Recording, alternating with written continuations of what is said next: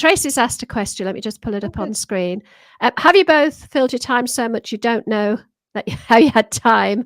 How did you have time for a job? If so, how long did it take to get to that stage? I'm not there yet, Tracy. I'm not there yet. I'm not filling my time.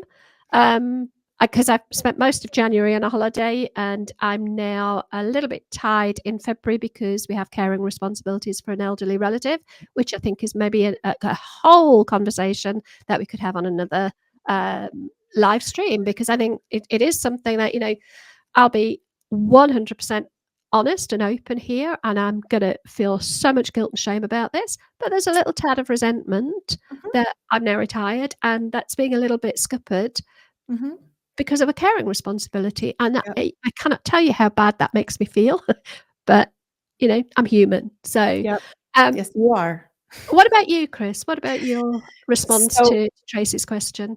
Yeah, so I'll piggyback on what you just said in a different way. And again, I'm going to feel awful and guilty and like a horrible human being, but I'm going to let myself do that and give myself grace. But part of the way that we have filled our time, so we have since moved back from Mexico. We spent about 2.5, maybe 3 years there.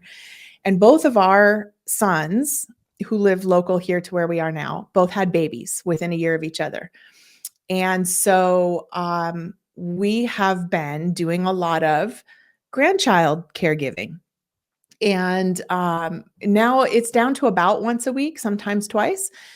But it is these little families need us right now. These are hard times for young folks, and it's very expensive, and they needed us. That's why we came back from Mexico.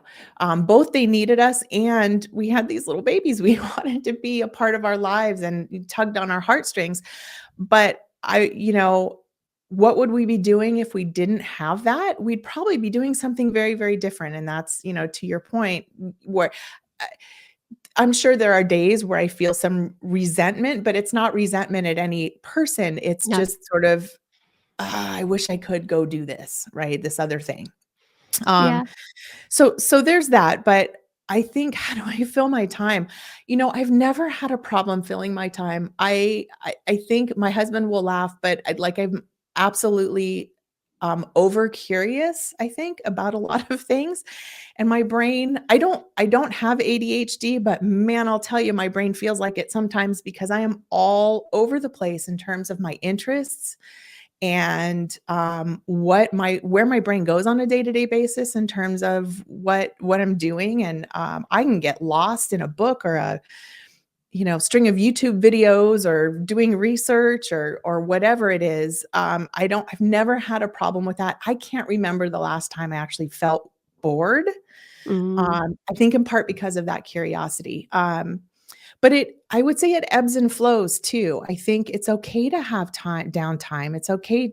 There was one year we lived in Mexico. I read 60 books in 1 year, which is a lot for me. I'm an avid reader, of books. but even that was a lot. Like, I don't even do that now, but there was less to do there in terms of spending your time. So I read more. I still read a lot. I do things like, so I'm just about to hit send on an application for a seat on the art council of the city that we live in, which is a small commitment, but I'm interested. I want to know what that's like. I want to be involved. And so, you do something like that.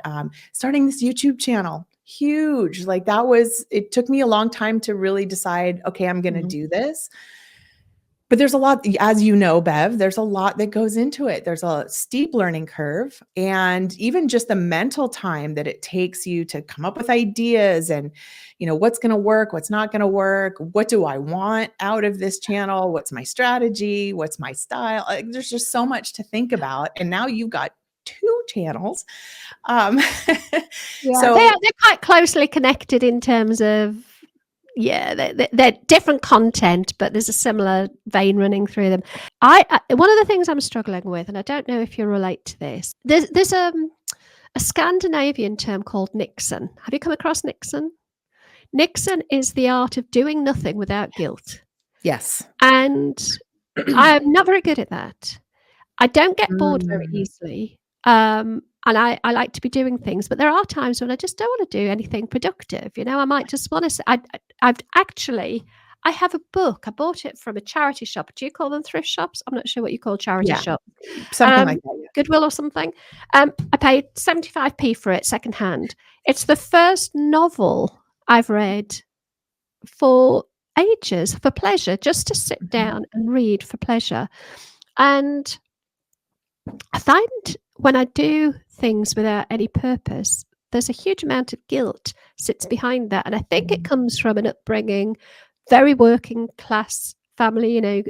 My mum and dad were working class, hardworking people. I've worked all my life. Mark's very much a workaholic. So when I'm not doing something that feels, I can't believe I'm going to do air quotes.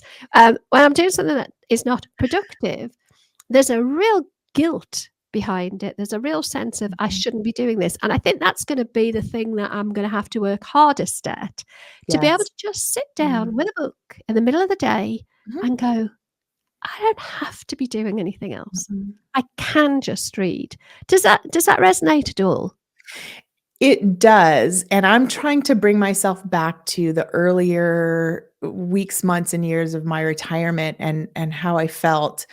Um, I have to say, I think for me, the stop and don't do anything came very naturally as well. Um,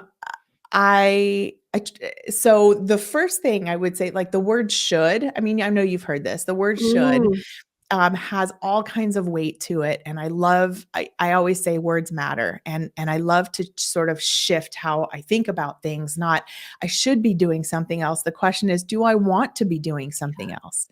And that's the shift, right? Getting out of your expectations and into what it is that you want and how you want to create your life. Now, you might want to be doing more than that. You might want to be go, go, go, which is great, but doing it because you think you should, like, yeah. that's where, like, dig into that and figure out where that comes from and try really hard. Maybe it's saying affirmations every day or Yeah. Yeah. journaling about it or Okay to be whatever, lazy. letting it go, right? You worked really hard to get where you are, and you deserve the time to sit and do nothing, and you don't know anybody any excuses or reasons or whatever. If you have downtime, take your downtime. And I think, especially as we get older, our physical well-being is super important, and sleeping those 8 hours a day, and maybe, so we got very used to taking naps. We called them siestas, and obviously in Mexico, but those were really amazing, and you didn't always sleep, but you were laying down, you closed your eyes, and you rested for a little while, and the life that that gave us for the rest of the day Mm. was wonderful, and I think siestas are underrated. Oh, I get that. Um, I can you get know? that, So yeah. I think giving yourself grace and just knowing, again, here's where everybody's journey is different, right? You might be struggling with that. I didn't struggle with that so much, but I get the struggle. I understand it. Um, and and that might be something that takes longer for you to Mm. really work yourself out of.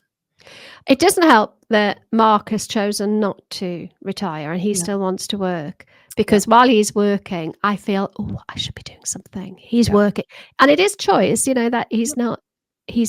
he's working because he wants to and he loves it. Um, Mhm. so there is a bit of a mismatch in my mind Yeah, about but his so expectations, and they are my expectations, they're yeah, not his. We've already right. had this conversation, he's fine. We do that to Uh, ourselves, don't we? yeah, yeah, But I think you absolutely. you mentioned something before, though, that I think is important. Maybe it was based on a financial decision, but you decided to do things like not having a housekeeper. And I remember watching from your video, stopping the food delivery service that Yeah, you had, yeah. the meal prep. Um, those are other ways that you contribute to that household, right? It's not just about the money. You're contributing by letting go of those costly things and by actually doing that, then picking up that work of Mm. doing that. And so we each have different ways that we contribute to a relationship or to a household. and that's shifting. And so you find other ways, and there are that can show up in really, really tiny details, and it can show up in big ways too. But um, don't undersell yourself there. When you start doing those things, you are contributing in a Mm. different way than you did before.